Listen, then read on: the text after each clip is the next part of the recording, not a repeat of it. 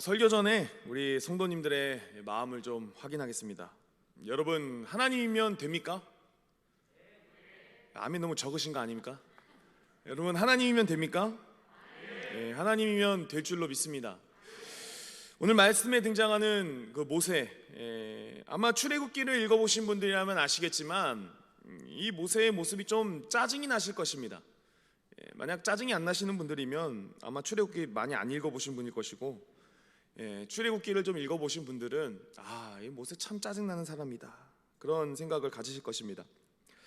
하나님은 모세를 애굽으로 보내 이스라엘을 구원하고자 하는 계획을 세우십니다.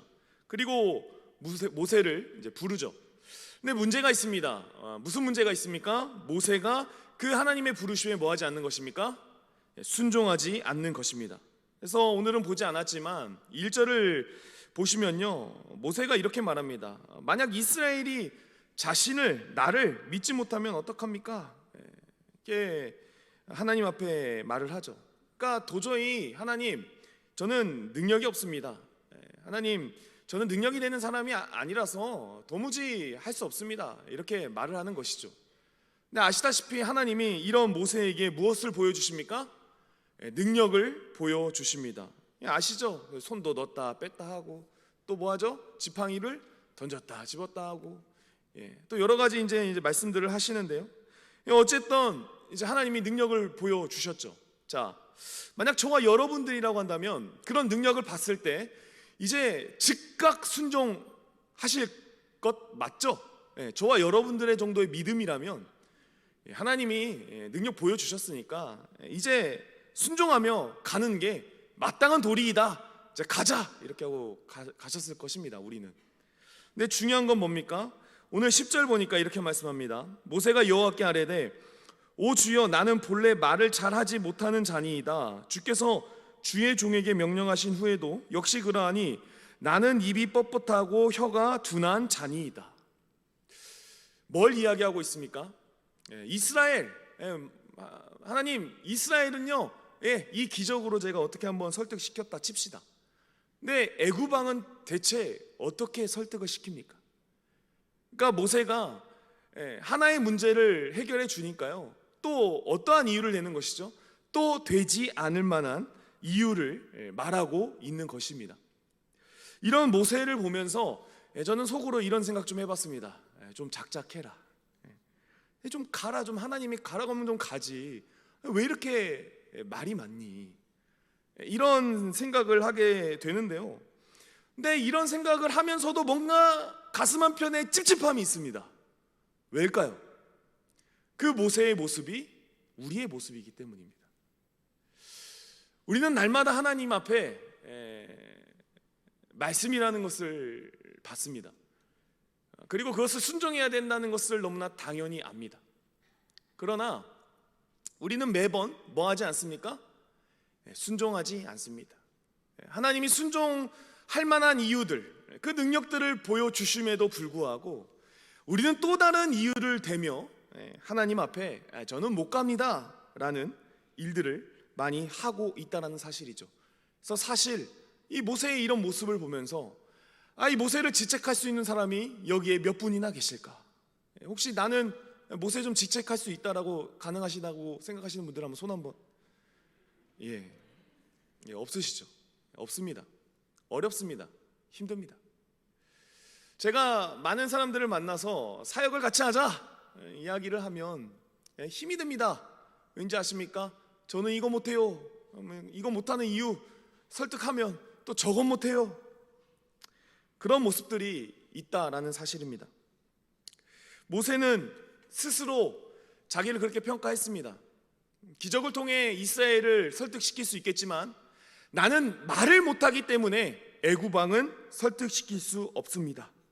그러자 하나님 11절 가운데 이렇게 말씀하시죠. 여호와께서 그에게 이르시되, 누가 사람의 입을 지었느냐? 누가 말 못하는 자나 못 듣는 자나 눈 밝은 자나 맹인이 되게 하였느냐? 나 여호와가 아니냐? 말씀하십니다. 하나님이 모세에게 누가 사람의 입을 지었냐라는 것입니다. 뭘 이야기합니까? 창조를 이야기하는 것이죠. 여러분, 창조는 뭘 의미합니까? 아무것도 없음에서 무엇인가 있게 만드는 것이 바로 창조의 능력입니다. 그러니까 하나님은 창조의 능력이 있는 분이시다. 또한 누가 말 못하는 자나 못 듣는 자나 눈 밝은 자나 맹인이 되게 하였느냐? 하나님께서 모든 것을 통치하고 계시다. 그러니까 쉽게 이야기해서 16절 보셔도 아시겠지만 15절 정도 보시도 알겠지만 야, 할 말도 내가 줄게. 하나님이 그 말씀 하시면서 이제 가라는 거죠. 12절 보시겠습니다. 이제 가라. 내가 내 입과 함께 있어서 할 말을 가르치리라. 그러니까 여러분, 중요한 게 뭡니까? 모세 못할 수 있습니다. 나 중요한 것은 뭐예요? 모세를 지금 보내신 이가 누굽니까? 하나님, 전능하신 하나님, 창조주 하나님, 그 하나님이 지금 모세를 보내고 있다. 그러니까 내가 할 말 줄 거야. 그러니까 가라. 이 이야기하고 있는 것입니다. 사랑하는 성도 여러분, 하나님은요, 우리가 하나님 앞에 가야 될 이유가 뭔지 아십니까? 내가 잘해서 가야 되는 것이 아닙니다. 하나님이 가라고 하셨기 때문에, 하나님이 함께 계시기 때문에 가는 것이죠. 사도 바울 고린도후서 11장 6절에 보시면 자기를 뭐라고 소개하는지 아십니까? 내가 비록 말에는 부족하나 라고 이야기를 하고 있습니다. 여러분, 좀 이 말이 충격적이지 않으십니까?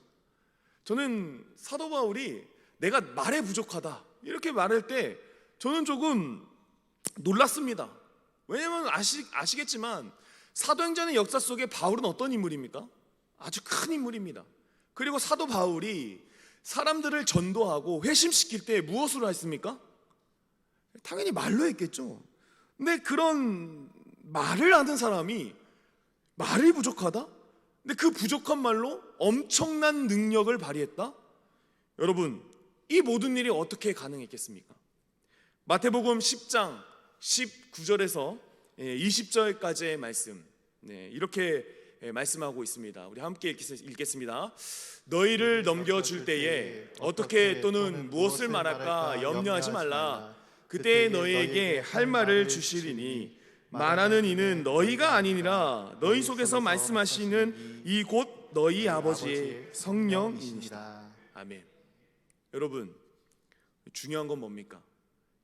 주께서 능력을 부어 주신다라는 것입니다. 이것이 바로 사명자가 가져야 될 가장 첫걸음입니다. 우리는 생각합니다.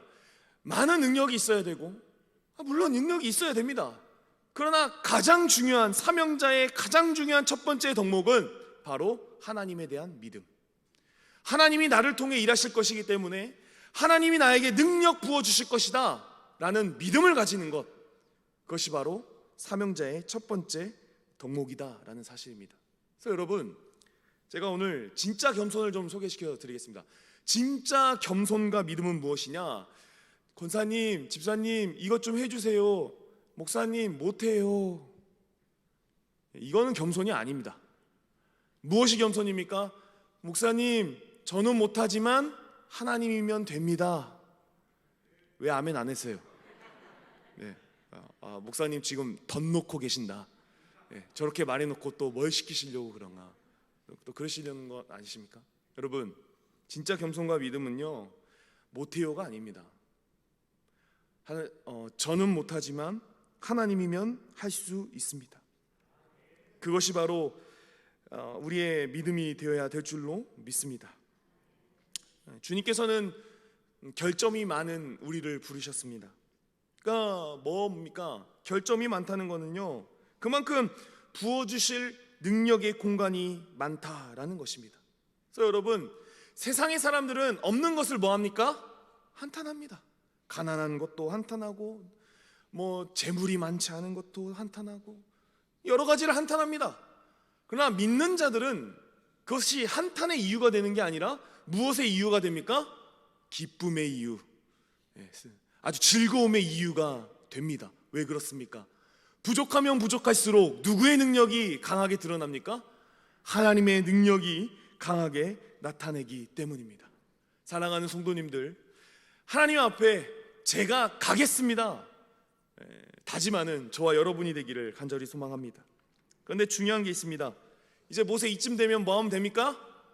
내가 할 말 줄게, 가. 자, 이제 뭐 하면 되죠? 가면 됩니다. 근데 13절을 제가 쉬운 성경으로 좀 읽어드리겠습니다. 그러나 모세가 말했습니다. 주여, 제발 보낼 만한 능력 있는 사람을 보내십시오. 여러분, 이때 쓰는 말이 있습니다. 그것은 바로 환장하겠네입니다. 환장하겠네. 여러분, 하나님께서 다른 사람 보내실 거면 실갱이 했겠습니까? 한번 생각해 보십시오. 하나님이 모세를 쓰고 싶으시니까 지금 실갱이 하는 거 아니겠습니까? 여러분, 솔직히 모세의 일, 그러니까 사람 모세, 그 일을 할 수 있는 사람들은 굉장히 많습니다. 근데 지금 중요한 것은 뭡니까? 하나님은 모세랑 일을 하고 싶으신 것이죠. 14절 하나님 이렇게 말씀하십니다. 여호와께서 모세를 향하여 이제 좀 화가 나셨나 봐요. 노하여 이르시되 레위 사람 내 형 아론이 있지 아니하냐? 그가 말 잘하는 것을 내가 아노라. 그가 너를 만나러 나오나니 그가 너를 볼 때에 그의 마음에 기쁨이 있을 것이라. 하나님이 보여주십니다. 누구를 보여주십니까? 같이 할 사람, 아론을, 내 형 아론을 내가 함께 가게 하겠다. 그럼 이제 됐지. 그런 배려까지 하시는 이유가 무엇입니까? 그 일을 모세가 했으면 하기 때문이다라는 것입니다. 여러분, 하나님의 뜻이 이루어지는 것, 만약 사람이 중요하지 않았다고 한다면 사실 하나님의 뜻은 다 이루어지셨을 것 같습니다. 근데 하나님이요, 좀 비효율적으로 일하시는 부분이 있어요. 그것은 바로 너를 통해 일하겠다. 너를 통해. 솔직히 말해서 여러분, 여러분들이 지금 하고 있는 일은 누구나 할 수 있는 일입니다. 근데 중요한 거는 뭔지 아세요? 이게 왜 복잡하고 어려워지는지 아세요? 하나님이 여러분을 통해, 여러분 각자 개인을 통해 하시겠다, 그것을 더 원하시기 때문에 점점 일이 복잡해지는 것입니다. 제가 예전에 친구랑 농구를 하다가 친구가 삐진 겁니다. 그래서 그 친구 빼고 했습니다. 친구가 엄청 삐졌습니다. 솔직히 하나님 입장에서 빼고 할 수 있는 거 아닙니까? 안 한다고 하면 빼면 되잖아요. 그럼 또 삐지실 거죠. 또 심리가 웃겨요. 안 한다고 해놓고 빼면 또 삐져요. 하나님 입장에서 빼면 될 텐데 하나님은 빼지 아니하시고 그 사람을 통해 이루고자 하는 일을 반드시 이루고 싶어 하신다라는 사실입니다.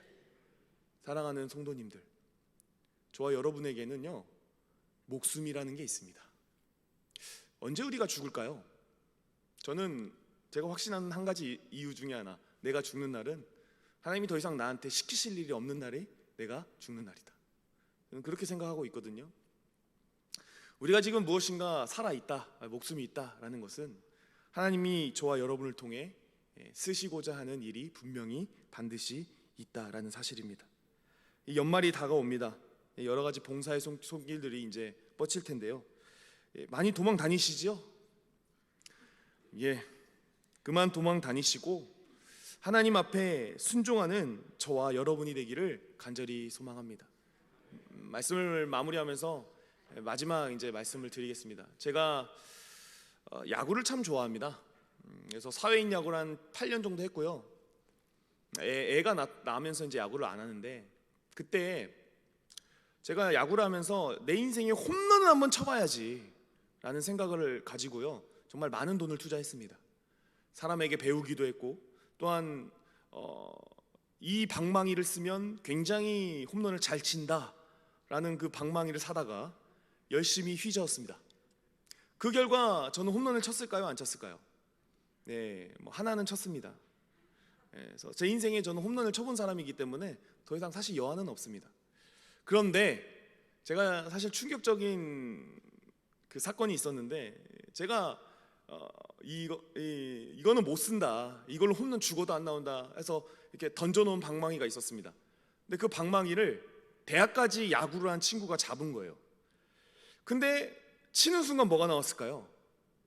홈런이 나오는 거예요.